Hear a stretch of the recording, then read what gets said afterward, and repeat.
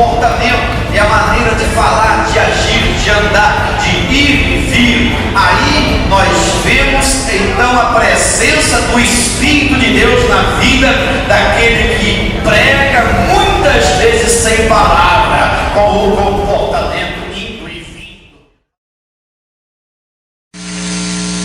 Com muita alegria, muita satisfação, eu quero vos cumprimentar com a doce e amável paz do Senhor Jesus Cristo.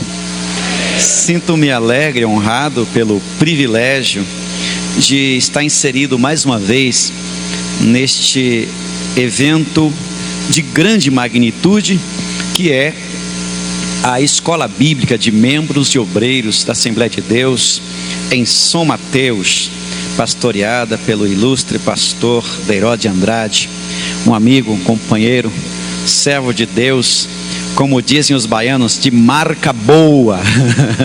Marca boa. Eu tive um professor que, quando queria elogiar um aluno, ele batia assim nas costas e dizia: esse é marca boa.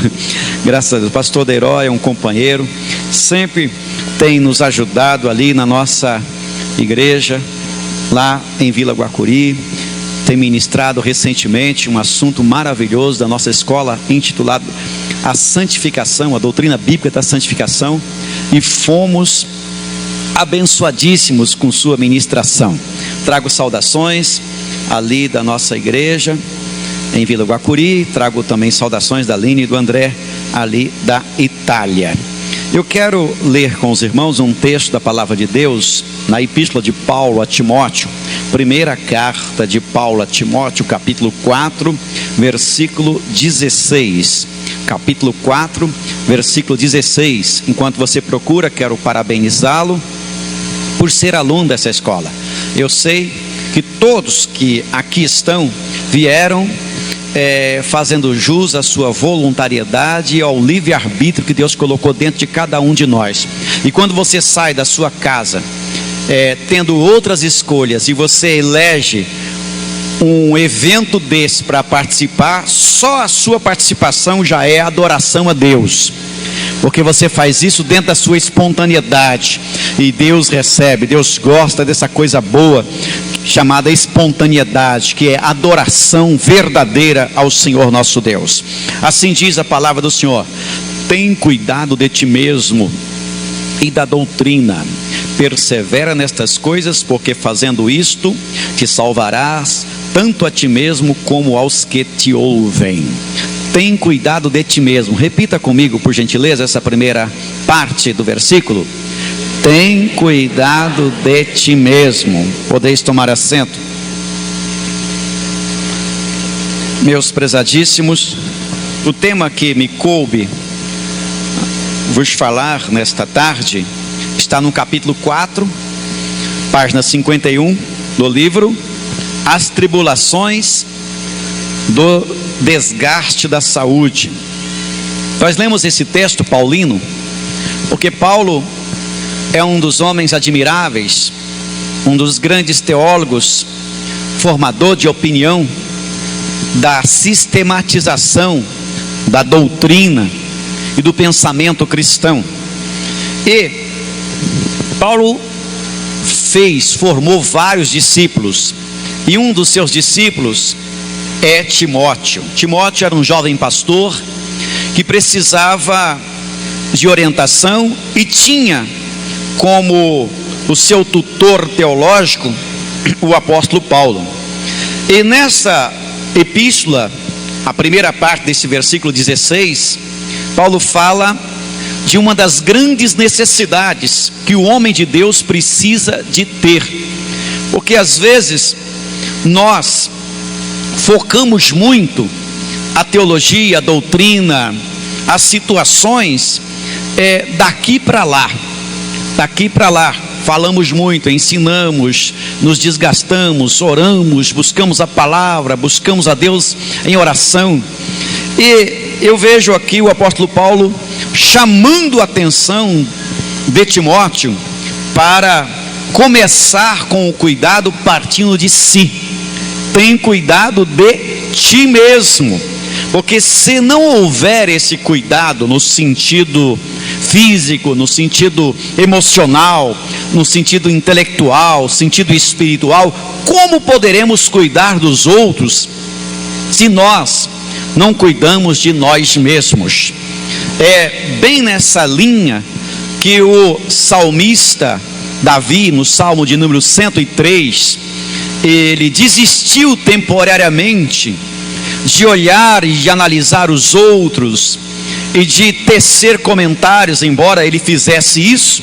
Mas no Salmo de número 103 ele usa toda a sua força, toda a sua estrutura, tudo aquilo que ele entende de vida, de vivacidade, e dá um clamor para dentro de si, dizendo: ó minha alma, bendize o nome do Senhor, e não te esqueça de nenhum dos seus benefícios. Porque se a sua alma, o seu interior, a sua interioridade estivesse bem, se não houvesse aquilo que Tiago fala, que o homem dobre, é inconstante em todos os seus caminhos, conhecido como a natureza dipsicós, que é o homem que tem duas personalidades, segundo alguns comentaristas, é o Senhor duas caras, aquele que é uma coisa em si e outra coisa lá fora. Ele então faz isso, olha para dentro de si e diz: ó minha alma, bendize o nome do Senhor, e tudo que há em mim, bendize o seu santo nome. Quando Paulo escreve a Timóteo para cuidar de si mesmo, certamente está falando dessas coisas extraordinárias. E aqui está escrito: e pastorear não é coisa fácil. Basta perguntar aos pastores que labutam a causa sagrada. Ser pastor de igreja não é fácil. É muito difícil pastorear a igreja. Só com a graça de Deus, com a direção de Deus, com a capacitação de Deus. É necessário primeiramente ser chamado por Deus, porque se não houver a chamada, esse homem não terá condições de levar adiante o que está envolvido no ministério. Então, essa chamada tem que ser específica, porque um aventureiro não consegue perseverar no ministério pastoral. E se tal pessoa assim o fizer, logo ele abandona o ministério, abandona a igreja, porque ele é um aventureiro. E no mundo em que estamos vivendo, não falta aventureiros. Por outro lado, o ministério bem-sucedido suscita admirações pelo fato deste homem, desta mulher, estar envolvido em uma missão divina que gera a oportunidade de aliviar a dor das pessoas. Um homem de Deus sempre tem uma palavra profética, sempre tem uma palavra animadora. As mãos do homem de Deus e da mulher de Deus sempre estão abençoando. Eu dei uma andadinha aqui com o pastor Deiró, aqui na igreja, nos departamentos, e por onde ele passava, ele dizia: Deus te abençoe, Deus te abençoe, Deus te abençoe. E é exatamente isso. O homem de Deus, por onde ele passa, ele vai abençoando, ele vai plantando, ele vai lançando a semente, e vai gerando oportunidade de muitas pessoas serem aliviadas. Muita gente passa a ser abençoada, porque ele tem Jesus na vida, tem o ministério, tem a chamada de Deus, tem a vocação de Deus. É bem diferente. Nós estamos saindo aí de uma Copa do Mundo, né? O Brasil perdeu, agora a Argentina perdeu, a Alemanha deu de 4-0 na Argentina, graças a Deus, né? Eu saí de casa hoje dizendo: hoje eu sou alemão, hoje eu sou alemão.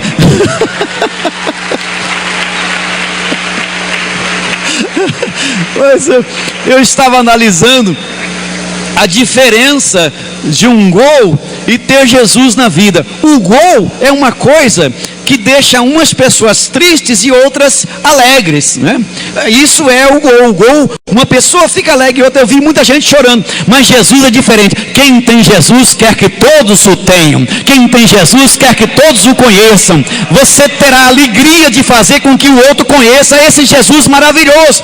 E o homem de Deus, o pastor, é essa pessoa extraordinária, levantada por Deus, que tem Jesus na vida e luta para que as pessoas continuem com Jesus e forma grupos evangelísticos, grupos missionários, e tudo isso vai gerando na vida do pastor sobrecarregamento nas questões físicas. E isso exige muita dedicação, exige muita renúncia. E não podemos deixar de admitir o envolvimento de um vocacionado, que se torna também um motor de alegria no exercício sagrado. E se essa pessoa não tiver controle, se essa pessoa não tiver equilíbrio, isso pode trazer muitos desgastes na saúde deste homem de Deus e desta mulher de Deus. E nós colocamos aqui vários tipos de desgastes que pode acontecer no exercício ministerial, que requer o equilíbrio. Daí o apóstolo Paulo fala: tem cuidado de ti mesmo. Isto é o equilíbrio. E no tópico 1 nós colocamos aqui a importância de nos mantermos saudáveis. Há uma necessidade permanente no exercício do ministério, e isso não tem sido fácil para a grande maioria dos ministros, pois para que a pessoa tenha problemas ou dificuldades, basta não fazer nada, basta não fazer exercício, basta não se preocupar com a saúde, e ele pode entrar numa situação difícil no sentido físico, no sentido corporal. Daí a grande importância de nos mantermos saudáveis para exercer bem o ministério. Só como exemplo, esses dias eu tive uma dorzinha chamada cólica renal. Alguém já teve esse problema aqui? Né? Cólica renal, você sabe o que é isso? Uma pedrinha pequenininha, uma coisinha minúscula, que você fica se contorcendo de dor, você não aguenta, em pé não dá certo, andar não dá certo, sentar não dá certo, e a dor é permanente, continua, uma coisinha pequenina. Assim é o nosso corpo. Qualquer desequilíbrio pode gerar uma situação complicadíssima. Daí a grande necessidade, porque eu e você somos templos do Espírito Santo. E se você é templo do Espírito, eu sou templo e concordo com isso, você é morada de Deus. Deus habita em você. Deus fala através da sua língua, Deus pensa através da sua mente, Deus sente através das suas emoções, Deus anda através das suas pernas, Deus apalpa através das suas mãos, Deus vê através dos seus olhos. Veja bem, o Senhor usa todo o seu corpo. O seu corpo é instrumento de Deus, tanto é que, eclesiologicamente falando, aqui na terra nós somos as mãos e os pés de Jesus. Portanto, há uma grande necessidade de gerir, administrar essas questões importantes relacionadas ao corpo. E dentro dessa importância de nos mantermos saudáveis, nós temos aqui, primeiramente, a questão que colocamos aqui adiante. Primeiro, saber delegar para não se sobrecarregar. Um homem de Deus precisa entender isso. Nós não fomos chamados para fazer tudo. Um dia nós damos posse a um obreiro em uma congregação, e depois eu fui visitar a congregação e perguntei para ele: quem é o seu segundo? Ele disse: não tem ninguém com capacidade. Quem é o professor de escola dominical? Não tem ninguém com capacidade. Quem é o tesoureiro? Não tem nenhum com capacidade. Quem é o líder dos jovens? Não tem ninguém com capacidade. Ele fazia tudo. E isso não é condições daquele que recebeu o chamado do Senhor, porque nós somos vocacionados para fazer discípulos. Então é necessário saber delegar com sabedoria. Aqui nós colocamos alguns exemplos do conselho de Jetro a Moisés. Diz aqui o texto que, vendo pois o sogro de Moisés tudo o que ele fazia ao povo, disse: que é isso que tu fazes ao povo? Por que te assentas só e todo o povo está em pé diante de ti desde manhã até a tarde? Moisés, apesar de ser chamado por Deus, vocacionado por Deus, havia na vida dele, até um determinado momento, uma centralização. todas as coisas estavam centralizadas nele, e isso traz desgastes sérios para a saúde. Nós precisamos organizar, passar a visão, passar o pensamento, a revelação para um grupo de pessoas que leve adiante o pensamento, pessoas, homens e mulheres que têm capacidade para dirigir 10, 100, 50 e passar a visão. É assim que uma grande obra cresce, é assim que uma igreja cresce, e o líder, o pastor, pode diminuir os seus problemas relacionados à saúde. Então, eu admiro Moisés, porque primeiro, ele ouviu conselhos. Moisés soube ouvir conselhos. Todo líder, todo pastor, todos aqueles que estão em iminência precisam ouvir conselhos. Não existe essa questão do Senhor absoluto, do Senhor sabe tudo. Nos reinos antigos, todos os reis tinham os seus conselheiros. Só que tem uma coisa, nós precisamos saber de quem ouviremos os conselhos, para não nos tornarmos semelhante a Roboão, que ao invés de ouvir conselhos dos anciãos, procurou ouvir o conselho da garotada e fez o que a garotada lhe influenciava a fazer, e por isso o reino se dividiu. Saber ouvir conselho, ter essa capacidade de ouvir o que os outros lhe disserem, avaliar, isso é muito importante. Uma outra coisa que Moisés tinha que fazer depois que ouviu o conselho, deveria treinar os seus líderes escolhidos antes de entrarem em contato com o povo. É a escola de treinamento, é a escola de obreiros, é a escola dominical, é o culto de doutrina, é a escola teológica, é a reunião ministerial, é o treinamento, trazendo à tona, passando a visão daquilo que Deus colocou no coração do próprio Moisés. E assim também hoje acontece na igreja. Depois vemos aqui que Moisés teve critério para a escolha dos líderes. Não bastou treinar, era necessário que esses líderes possuíssem qualidade. E a qualidade desses homens, primeiro, eles tinham que ter capacidade. Não é qualquer um que podia fazer ou gerar ou liderar. Essas pessoas tinham que ter capacidade, e capacidade é aptidão. Existem pessoas que não têm aptidão para determinadas situações. Eu observo alguns que de repente cismam, que querem cantar, que querem louvar, e vamos ouvir a voz dessas pessoas, não tem nada a ver com a música, não foram chamados para o ministério da música. De repente a visão, a vocação deles é outra coisa, e assim nós encontramos determinadas pessoas desfocadas do seu verdadeiro chamado. É necessário observar a capacidade das pessoas.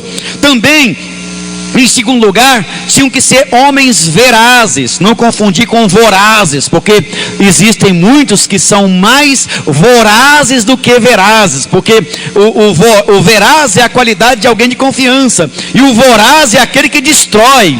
Ao invés de construir, destrói.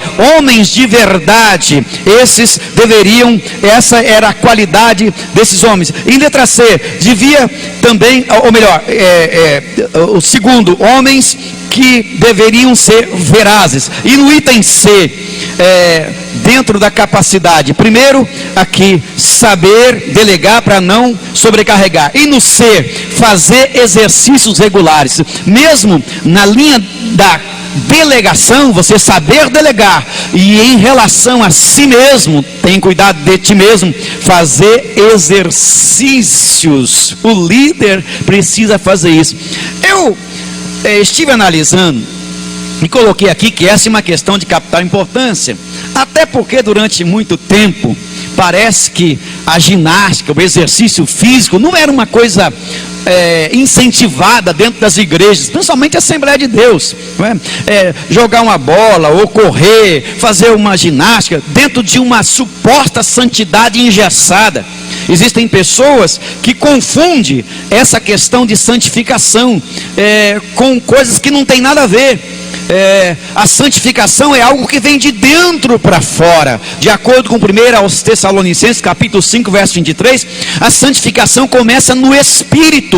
E durante muito tempo parece que as nossas crianças, nossos jovens, nossos adolescentes não tinham nenhum incentivo para isso. E agora nós vemos que essa necessidade não é apenas para a juventude, é para todos, principalmente para os obreiros. Fazer ginástica, andar, correr, fazer uma academia, natação, essas coisas são interessantes para o exercício do ministério. É de capital importância e tem muita gente que não faz isso. Alguns dizem que não tem condições, outros dizem que não tem tempo, outros dizem que o seu tempo é todo sobrecarregado. Existem diversas desculpas para não praticar um esporte sadio, e o homem de Deus precisa pensar nisso. O tópico 2, falamos do desgaste físico e emocional. Aqui diz que, além de outros desgastes, temos no ministério cristão desgaste físico e emocional. Esse desgaste requer reposição de energias e cuidados especiais no dia a dia. Precisamos entender que determinadas doenças surgem com sucessivas negligências para conosco mesmo. Geralmente um pastor cuida mais dos outros do que de si mesmo, ou de si próprio. Além do discipulado, aconselhamento, orações, pregações, preocupações com a obra, e essa carga de atividades pode levá-los a esquecer-se de si mesmo. Você já imaginou quanto tempo é preciso empregar para se trazer uma mensagem na igreja, uma mensagem no culto de doutrina, uma mensagem de ensino? Quanto tempo gasta? Quando eu fazia teologia, os pastores, os professores me disseram naquela ocasião que uma mensagem de 1 hora equivale a 8 horas de trabalho.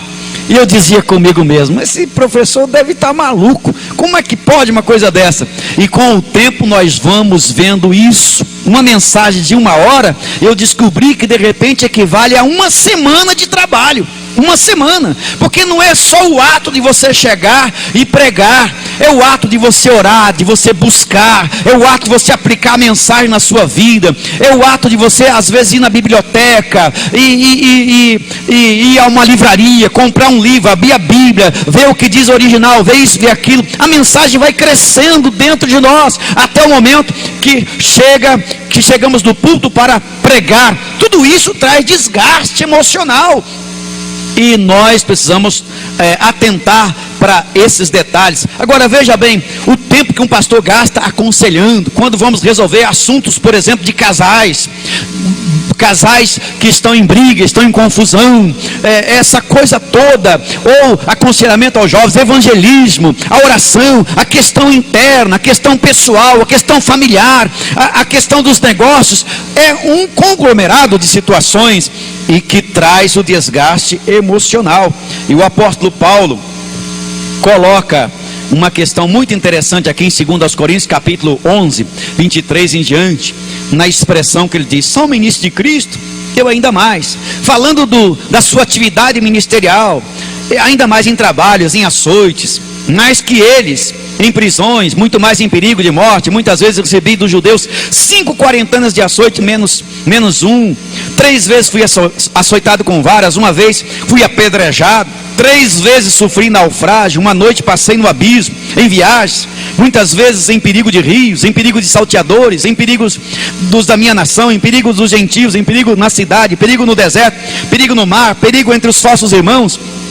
E eu destaquei aqui apenas 3 detalhes interessantes relacionados com esses desgastes, que Paulo está falando do desgaste do seu trabalho, o envolvimento no ministério, o envolvimento nas situações diversas que acontecem na vida do ministro. E nós colocamos aqui, por exemplo, os açoites, não necessariamente os açoites dos judeus, mas açoites psicológicos dos 2 sistemas, do mundo organizado em que estamos inseridos. Nós somos açoitados, o mundo não nos compreende. Eu estava ouvindo uma crítica do Juca Kfouri ao Kaká. E na crítica ele dizia que o Kaká colocou Jesus onde não deveria colocar, porque ele tinha que cuidar de jogar bola, e nada desse negócio de Jesus, aquela coisa toda, quer dizer, fazendo toda uma apologia ao ateísmo, e também ao mesmo tempo criticando a fé de um homem de Deus que faz o seu trabalho lá no campo.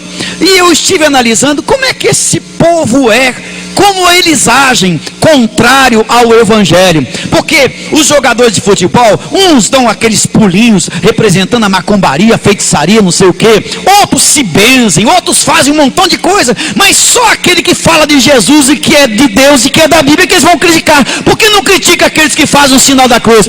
Então, quer dizer, é uma oposição que se levanta contra o homem de Deus, contra a mulher de Deus, mas não tem para capeta, nem para filho de capeta, nem para neto de capeta, nem para tataraneto. Nós somos vencedores em tudo, em nome de Jesus Cristo, em nome de Jesus Cristo. Graças a Deus, graças a Deus. Açoites, nós sofremos açoites do sistema lá de fora. Tudo bem que o Senhor Jesus disse, no mundo 3 aflições, etc.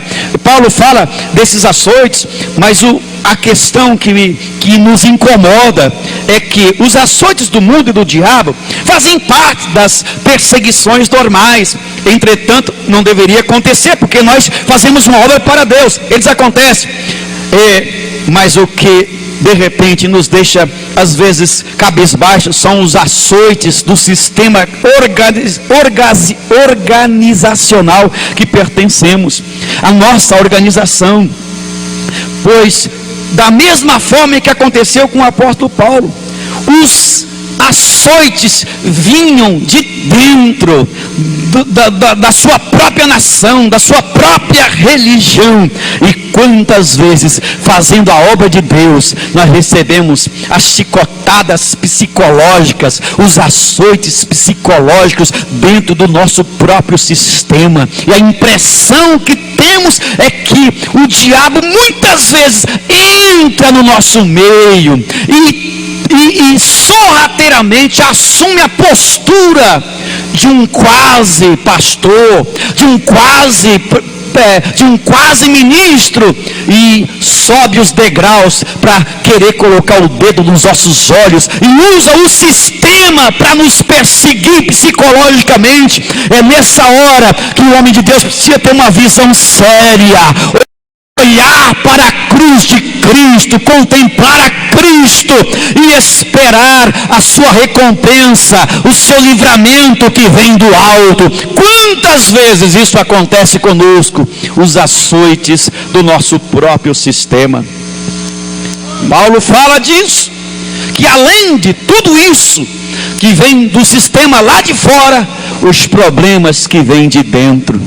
E às vezes nós ficamos pensando que o pior problema, ou a maior dificuldade para a igreja crescer, de repente não é nem o problema lá de fora, é o problema daqui de dentro. Às vezes a própria igreja impede a própria igreja de crescer. Entretanto, o Senhor Jesus tem estado conosco, assim como Ele tem estado com Paulo, apesar de passar por esses açoites. Depois ele fala dos apedrejamentos. Esses apedrejamentos também surgem dos dois sistemas, mas o que vem de dentro do nosso sistema parece ser mais mortífero. Davi mesmo diz em um dos seus salmos: se fosse o homem lá de fora, se fosse o inimigo lá de fora que me perseguisse, tudo bem, mas os meus perseguidores eram aqueles que iam comigo para o templo, aqueles que iam comigo, estavam juntos. Essa perseguição é terrível. Não pense você que isso, se ainda não aconteceu, espero que não aconteça, mas isso é muito comum acontecer. O diabo tem as suas estratégias, mas as estratégias de Deus superam todas as malignidades desses inimigos da obra de Deus, que às vezes tem cara de crente, tem rosto de crente, tem Bíblia de crente, tem harpa de crente, tem a paz do Senhor de crente, tem até língua estranha de crente, tem profecia de crente, mas são da boca para fora, não são transformados de dentro para fora. Mas eu creio que nesta manhã, nesta tarde, está aqui homem e mulher que são transformados de dentro para fora. E se isso vale um amém, levante a sua mão e adore a Deus, porque houve um chamado específico de Deus para a sua vida. Apedrejamentos. Aqui tem um detalhe interessante. Os sarcasmos de alguns sistemas se assemelham aos de Jezabel. Quando Jezabel quis agradar o seu marido Acabe e conceder-lhe o seu desejo a qualquer custo, Acabe tinha um desejo e ele não sabia como levar adiante o seu desejo. E a Jezabel, que estava aliada a ele, se levantou para ajudá-lo, não se importando com os direitos adquiridos do justo Nabote. Nabote tinha uma vinha que ele cuidara, herdara, e que Deus abençoou a sua vinha.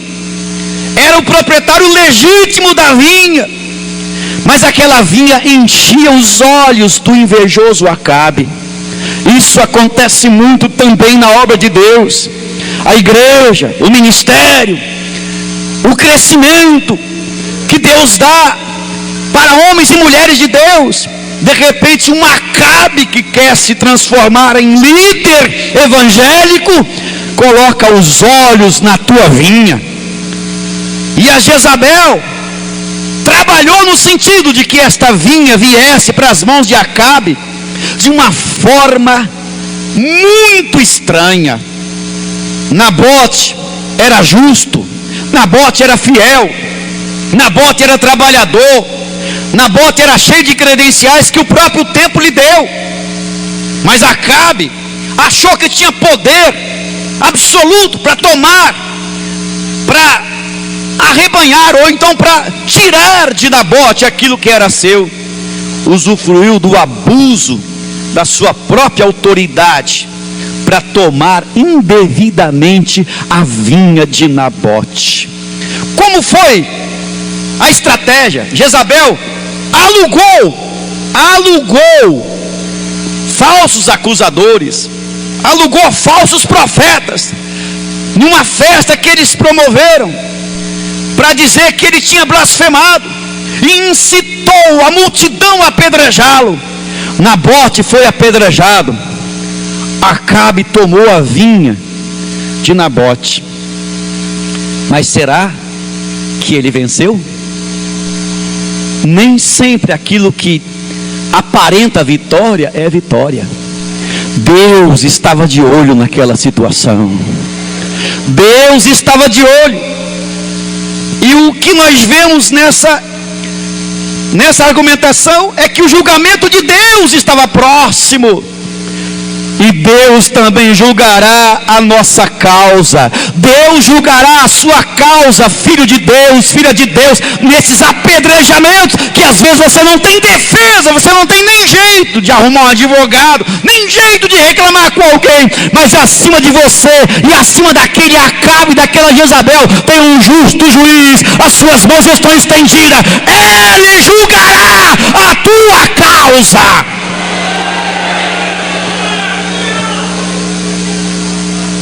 Tudo isso gera desgaste psicológico.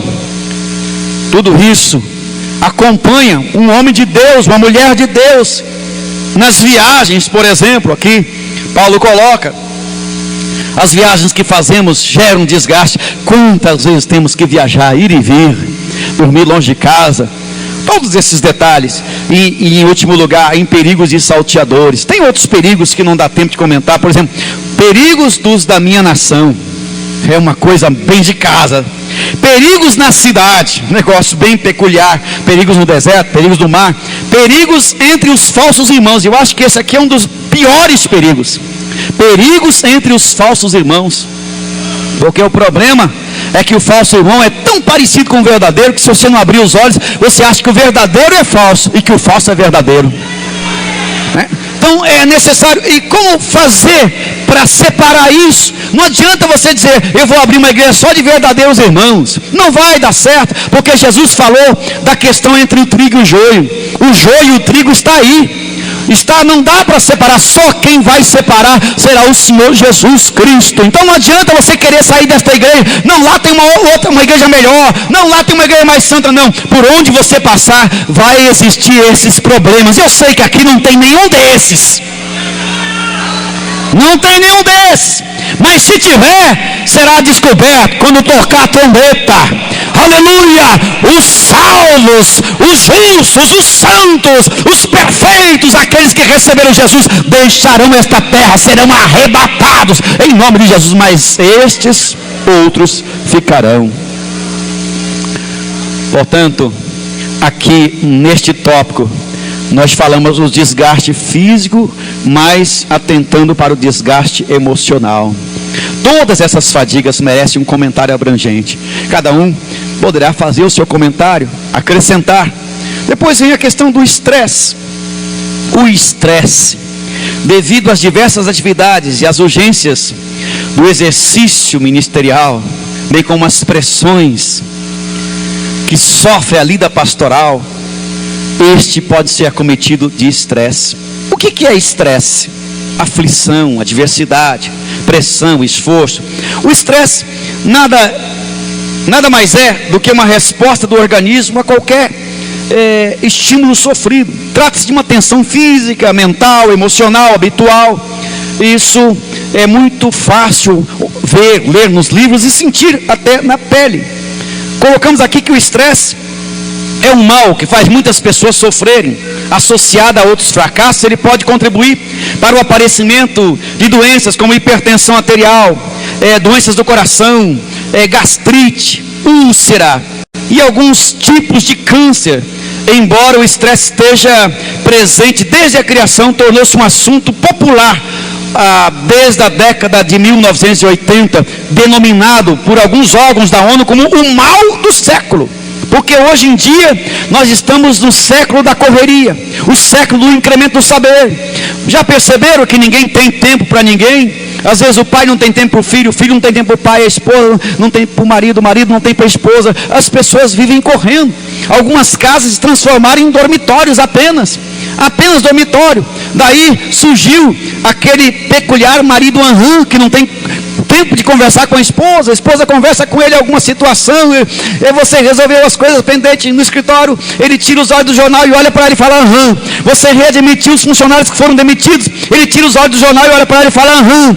Ele diz, meu bem, você viu o nosso filho, é um gênio, tirou A em matemática, A em física e A em química, agora ele vai conversar, porque fala do filho, ele tira os olhos do jornal ou da televisão e olha para ele e fala aham. A conversa não passa de um e de um. A correria, as pessoas estão presas, enclausuradas em seus próprios sistemas, fizeram as suas clausuras, fizeram lá os seus buracos fechados e entraram ali. E isso traz problemas gravíssimos para uma cidade igual essa, São Paulo. Você não pode desperceber um pouquinho no trânsito, que já tem uma buzina atrás de você. Você está no trânsito, alguém te dá uma fechada, se você não tomar cuidado, você desvia na hora. Os desvios temporários de um crente, de um homem de Deus, é uma coisa terrível. Durante o dia você pode ter vários desvios, não é desviado só aquele que está lá fora e nunca veio para a igreja, porque às vezes você envolve as suas emoções nessa correria da vida. Mas eu quero te dizer uma coisa: o Senhor Jesus, embora você tenha todos esses problemas, Ele não desiste de você. Todos os dias Ele vai te dando uma apertada, aperta um parafuso aqui, outro ali, e você vai se tornando perfeito para a glória e honra do teu santo e bendito nome.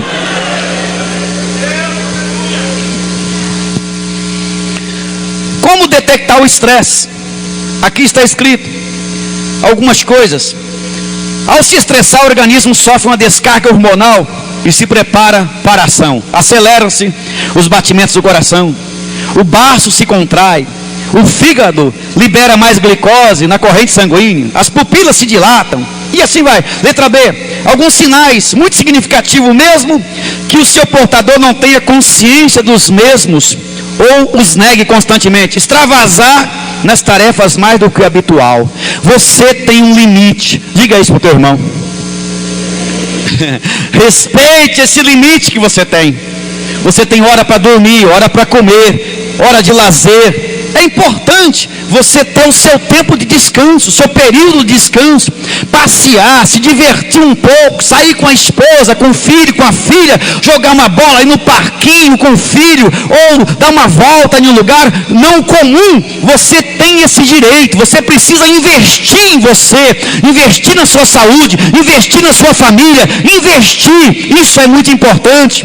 Relembra o que disse no início: tenha cuidado de ti mesmo, invista em você, porque se você tiver estrutura psicológica, espiritual, emocional, intelectual, física, você terá capacidade de abençoar o outro, de gerir a bênção para o outro, ser um canal de bênção para o outro.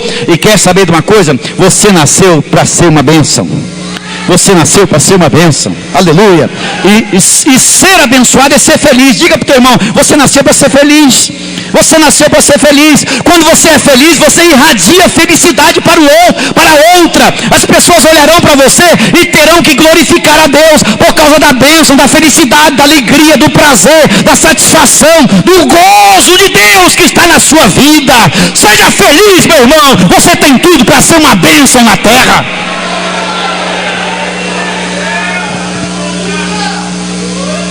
Agora observe: cansaço fora do comum, pavio curto, dificuldade em tomar decisões que antes eram fáceis, dificuldade de concentração, apatia ou desinteresse anormal, mudança brusca. Tudo isso são detalhes que estão aí direcionados para o estresse.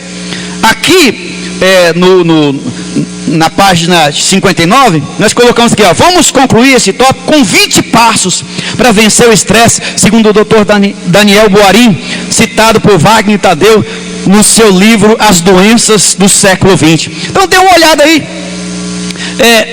em alguns passos, algumas situações que você pode vencer esse estresse.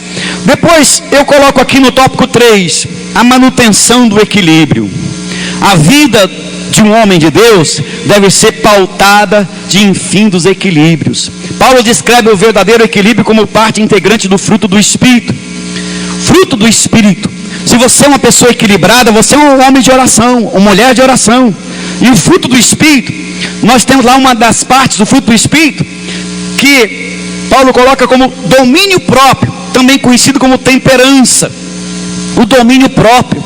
A pessoa que se domina é mais forte do que aquele que conquista uma cidade. Esse é vitorioso. O maior vitorioso não é o vitorioso lá fora, é o vitorioso aqui dentro. E as vitórias que você conquista dentro de si mesmo, dentro de si mesma. Aleluia. E o Senhor quer que aconteça essa coisa boa na sua vida, na sua atividade, no sentido geral. A importância que devemos dar ao nosso corpo. Aqui, como disse anteriormente, a questão do fruto do Espírito. Cuidados especiais, alguns cuidados fundamentais.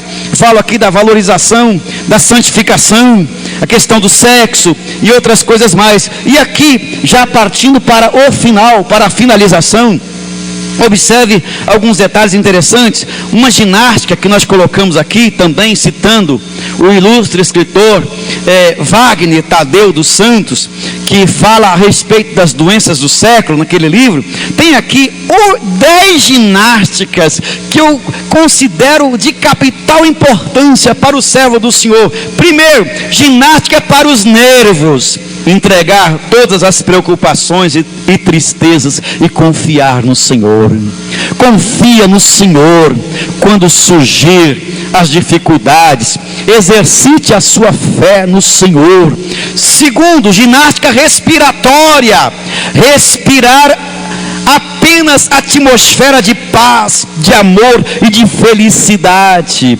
Olha, você não tem razão para ser uma pessoa triste, decepcionada, amargurada, enclausurada. Você não tem razão para ser uma pessoa, para levantar de manhã cedo, parece que chupou limão a noite inteira. Não, você tem Jesus na vida.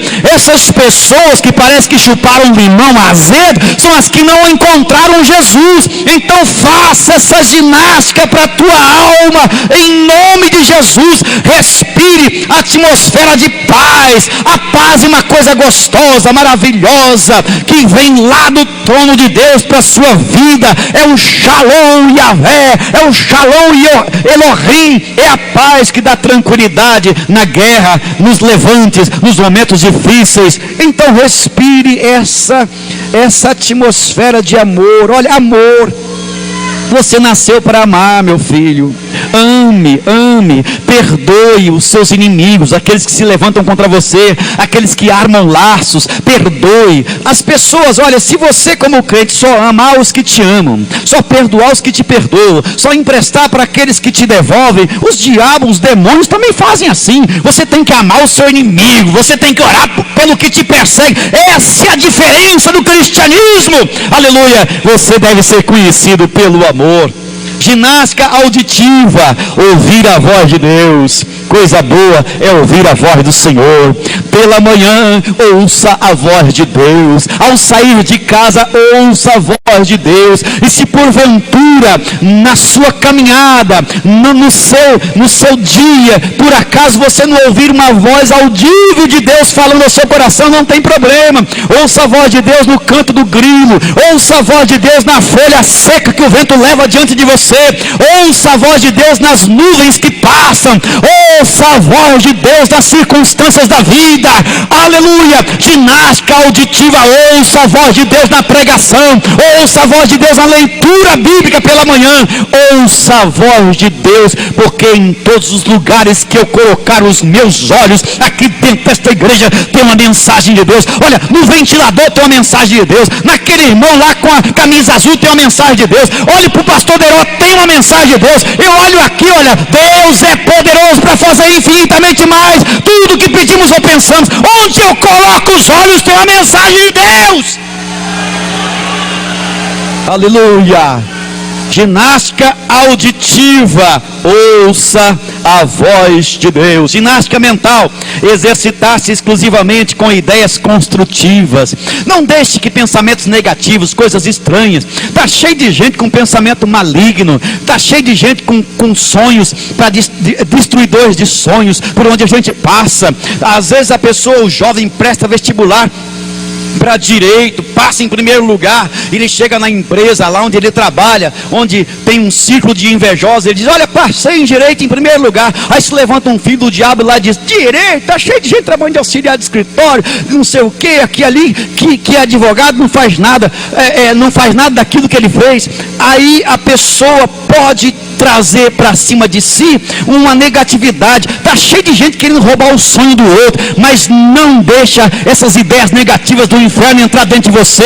Você foi chamado para pensar coisas boas, coisas do céu. Tanto é que o apóstolo Paulo diz que nós temos a mente de Cristo. Então, ginástica para a mente.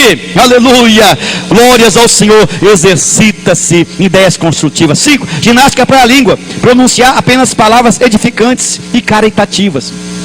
Um certo jovem chegou para Sócrates uma ocasião e disse: eu tenho uma coisa para te contar. O Sócrates disse para ele: já passou pelas 3 peneiras o que você vai me falar? Ele disse: 3 peneiras? O que é isso? A primeira peneira é a verdade. Você tem certeza do que você vai me falar é verdade? Ou é apenas alguma coisa que você ouviu? Se passou pela primeira peneira, tem que passar pela segunda. O que você vai me falar é bondoso, ajuda alguém, levanta alguém, restaura alguém? Se passar pela segunda, tem que passar pela terceira. É necessário? Se é apenas uma fofoca a mais, alguma coisa a mais, não fale. Mas se for necessário, fale comigo, porque o que você vai falar vai ajudar a mim mesmo, vai ajudar o mundo, vai construir, vai levantar, vai ajudar o sistema. Então quer dizer, a língua, ginástica para a língua.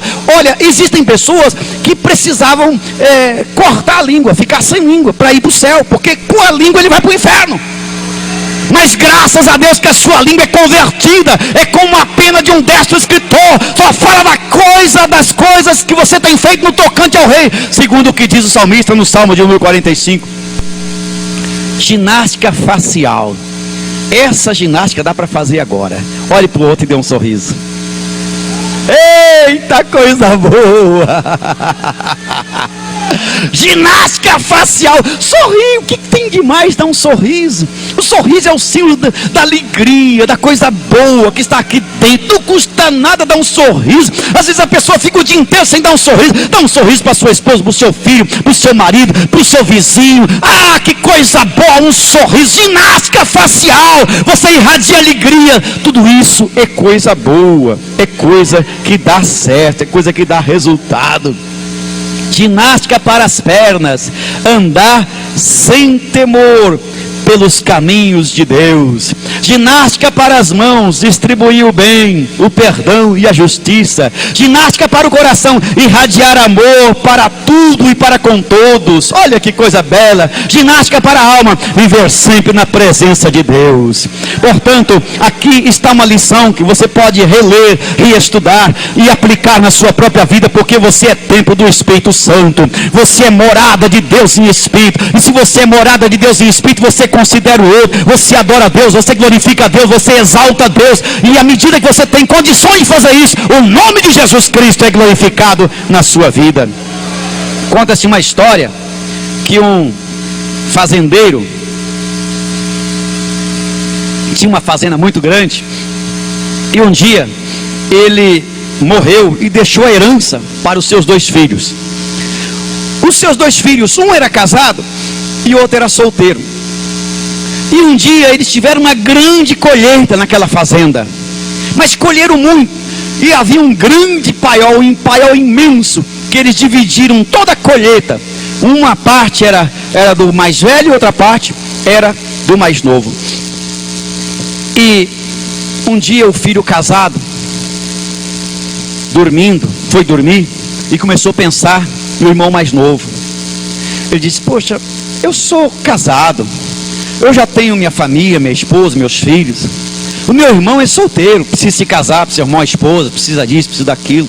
Não é justo que eu fique com toda essa colheita para mim. Eu posso dividir um pouco com ele, mas eu gostaria de fazer isso de uma maneira secreta, sem que ele visse. Aí ele pensou e disse: eu já sei o que eu vou fazer.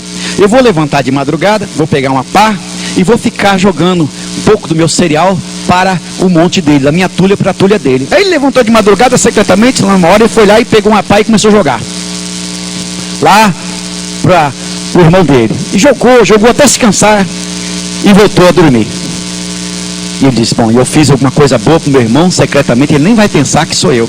Aí na outra noite o irmão mais novo começou a pensar no irmão mais velho. Disse: poxa, eu sou solteiro, meu irmão é casado, meu irmão tem mais dívida, mais compromisso, mais isso. Não é justo que eu fique com tudo isso para mim. Eu tenho que ajudar meu irmão. Ele pensou, disse: já sei o que eu vou fazer. Eu vou ajudá-lo secretamente. Aí levantou de madrugada e foi lá na tulha do irmão e começou a jogar para lá. Aí na outra noite o irmão mais velho disse: eu fiz pouco para o meu irmão mais novo, eu preciso fazer mais um pouco para ele. Não é possível, eu preciso jogar mais um pouco. Aí ele levantou na noite e foi lá e joga. Na outra noite o irmão mais novo pensou do mesmo jeito e foi lá e joga. Um dia o irmão levantou e olhou e disse: poxa, mas quanto mais eu jogo para lá, mais tem aqui. O outro disse: quanto mais eu jogo para lá, mais tem aqui. Mas que mistério é esse? Aí eles levantaram uma noite contrária àquelas que cada um levantava, e se encontraram os dois, um jogando para lá, outro para cá, um jogando para lá, outro para cá, um ajudando o outro. Aleluia. Você nasceu para isso. Você nasceu para ser essa bênção, essa vitória. Deus te abençoe e te guarde. Eu estou na palavra, pastor.